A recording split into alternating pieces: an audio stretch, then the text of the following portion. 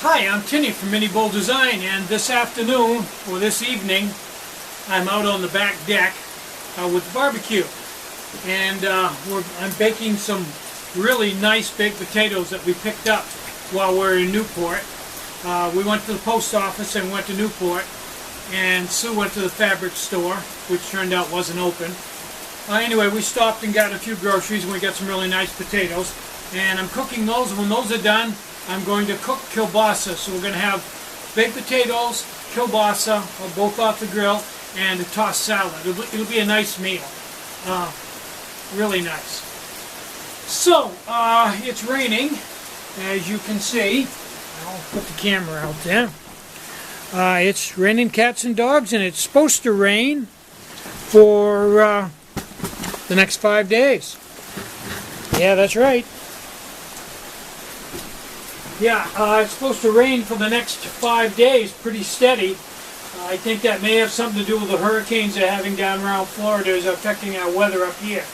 So, I'm just going to wait for it to quit raining before I go backpacking.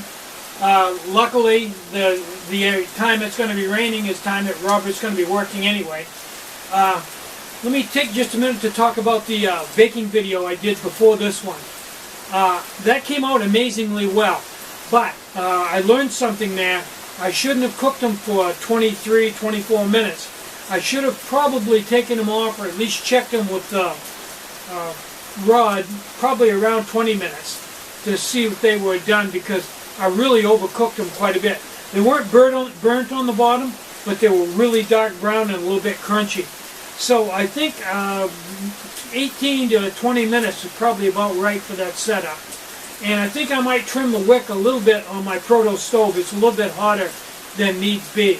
And also, I think I will put a little more water with the mix and make it a little bit more moist. They were a little bit dry, probably because they were overcooked. But generally speaking, that was a really good setup, and I was definitely impressed with it, and we'll do it again. So, I'm going to look at my potatoes and see how they're doing. And I think they must be, I'm going to stick a fork in them here and see. Oh yeah, those are done. Yep, those are definitely done. So we're going to bring out the kielbasa and put that on. It's raining. Okay. Oh yeah, those look good. Big old pig. And what we don't eat tonight, tomorrow I'll slice up and make hash browns out of. Fry them up in the frying pan. They'll be good. Let's get that kielbasa on now.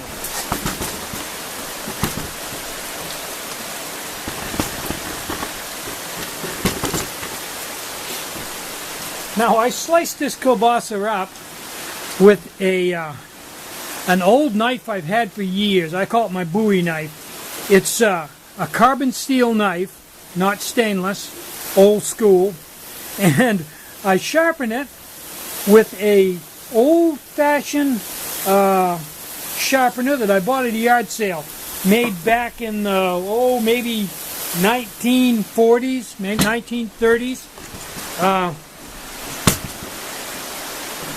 It's just a series of rings that are really hard, probably Rockwell 65, and the rings all run by, and you just drag it between the rings, and it puts a nice edge on it. An old carbon steel knife's not that hard to sharpen anyway. Puts a nice edge on it, a little bit of a wire edge, just perfect for cutting meat.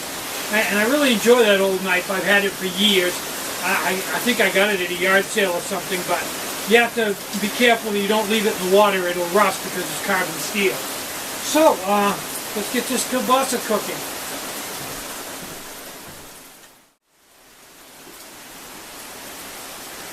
Here is the knife.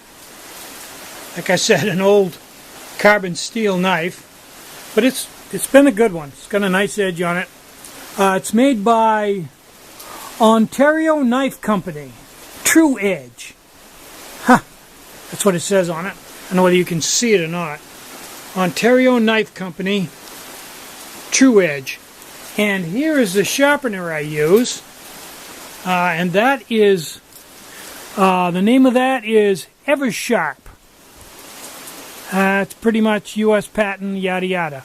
Bought that at a yard sale for 25 cents. And it's got a set of wheels in here, hardened steel discs, that you drag it across, gives you the right angle. And it works really great on the old carbon steel knife. Probably wouldn't work very well on the new modern knives, but on that old carbon steel knife, probably the same vintage, works great. So, I think it's pretty near time to flip this kielbasa. Probably stuck down. Come on. There we go. That's pretty much ready to eat right there. We'll brown it a little bit on the other side. So, I'm Tinny from minibulldesign. Get out and hike, take a friend, enjoy the great outdoors, and more important than anything, try to have a really great day. Try to have some fun today. If you get a chance, have a barbecue. I'm going to go in and have a nice baked potato and some kielbasa and a tossed salad. Watch the news, go to bed.